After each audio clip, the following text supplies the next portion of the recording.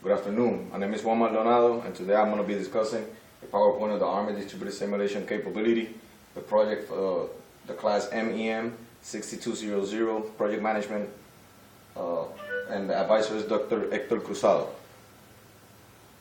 Went over my agenda. We have the topic, introduction, objective, training models, DSC overview, saving and analysis, DSC testing, and conclusion.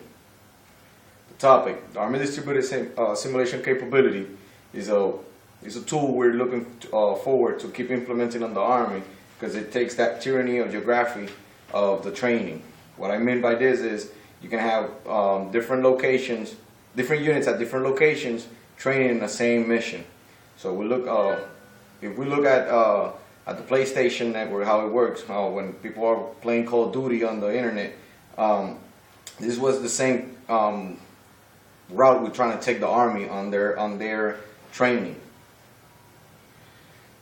A little bit of history of the 75th Training Command is our main mission is to train all the units that are going to war. So we go all around the United States training the units that are going to go to the war.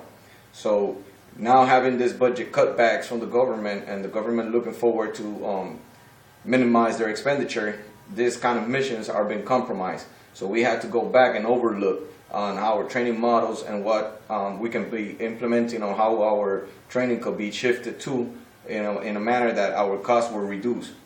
And we came up with the idea of doing the distributed simulation capabilities. That's how our project got born. And by doing this, there's not too much cost incurred because everything is simulated. And I'll discuss this. The objective of the DSC, like I mentioned, is to reduce the direct and indirect costs. It's to provide simulated training at a level that the training is not compromised. So the integrity and the quality of the training will be the same if it was live training. And to reduce movement of troops, which is a lot of cost incurred in it. And another thing is the safety in accidents. So to minimize those safety accidents. This is our live training process based on the magnitude of the events of mobilization trainings and how expensive they are. We only can provide two trainings, which is the MCS and the CXDX. The MCS is the Mission Command Seminar, and the CXDX is the Command Seminar Training Exercise. The MCS is a 3-day event. The CSDX is a 21-day event. All the money and the funds that are expended in here is very high. We conduct around 50 to 60 training, and it's almost $2.1 million. But I'll discuss this for further on. This is the DSC process. The DSC process is a low cost. It's so low cost on it.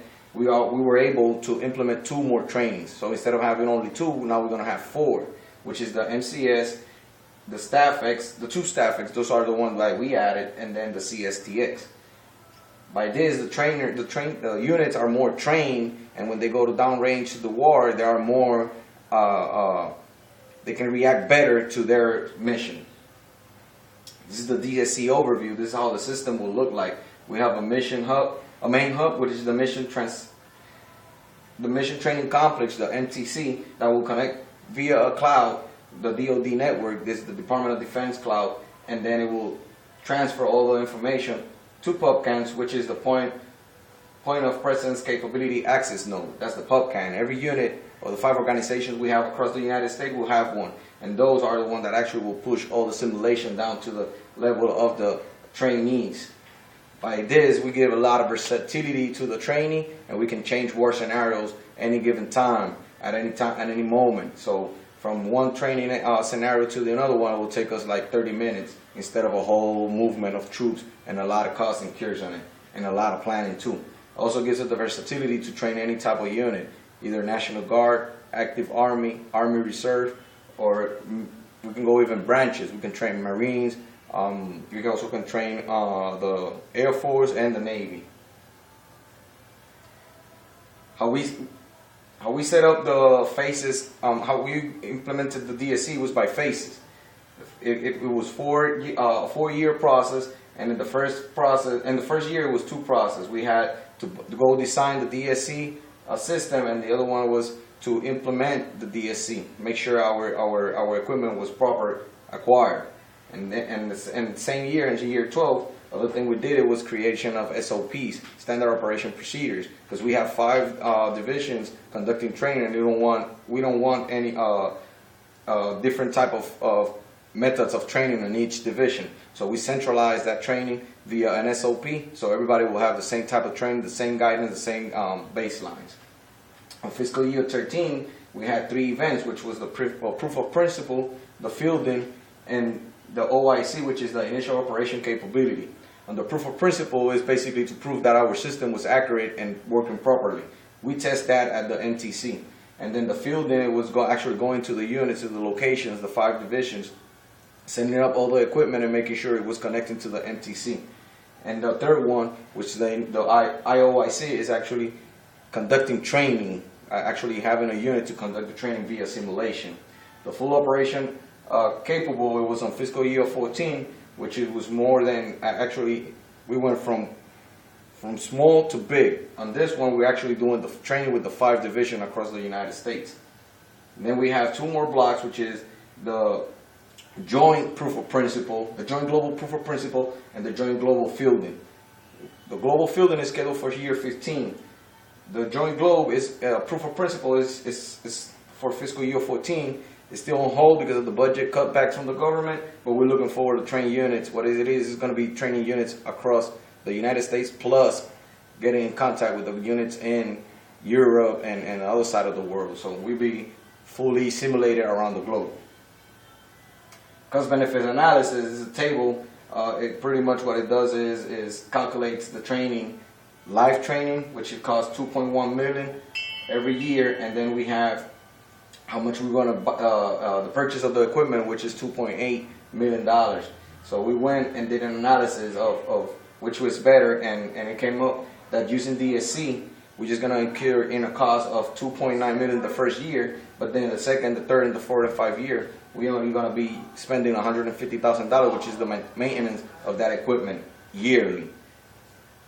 In the other end, the live training will be $2.1 million every year. So in year 1, year 2, year 3, year 4, and year 5, and so forward, is 2.1 every year. And at the end, what our analysis concluded was that DSC will save the government with $6.9 million. And here is the breakdown. After 5 years, in fiscal year 14, the investment was going to be $875,000. I know I mentioned it's $2.9 million the purchase of the equipment, but originally we were going to get 2.1 to train to do live training. But now that we're buying the system, we took that $2.1 million and shifted to the DSC, to the purchase of the DSC, and we requested another $175,000. On fiscal year 15, 16, and 17, we're going to be saving $1.9 million. For a total of $6.9 million in 5 years, saving to the government. This is the graph showing our first initial investment, and then how it's going to be incrementing yearly until we get that year to the mark of the year 5, which is $6.9 million.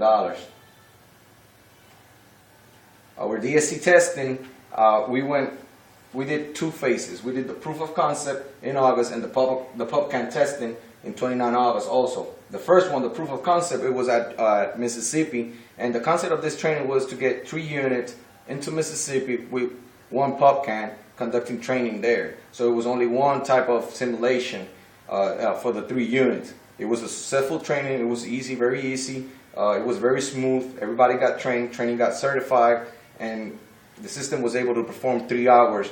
That was the request, and it went really good. 3 hours with no issues. And the other end, the PubChem testing was in California. This one was a little more complex because we have 3 units, and each unit with a PubChem. The meaning is, the difference from the first one to this one, from the proof of concept to the PubChem, is that in the PubChem testing, every unit had a different type or request of training. So they were all going to conduct their training on different locations in California, syncing to the network through the MTC in Houston. Right? The MTC would provide the scenarios for each unit, but for only one mission. In other words, we had an infantry, transportation, and logistician unit, and they were going to do one mission. But they were supporting each other on that same mission. That one, it gave us a little bit of delay because it was not connecting to the network. But we had our subject matter expert, which were trained on DSC. They came up, did the fixture, and we were able to perform for 2 straight hours with no issues. So yeah, the training got certified. It was very good, and everybody was a success. In conclusion, the distributed simulation capability system is very accurate. It was proved that it can save money, that it actually works, and safety it was decreased. We had no issues, no injuries while doing the simulations. Against when we conduct live training in the other end, we have that one soldier that gets injured. Using DSC, we didn't have that issues. Another thing is we were in the 2 missions we conducted, we saved $500,000 on those 2 missions that we conducted the testing, and it was proved. So we have that proof already, and basically the theory and geography was proven also that units doesn't have to travel anymore and conduct movement to get trained, so they can train at their location.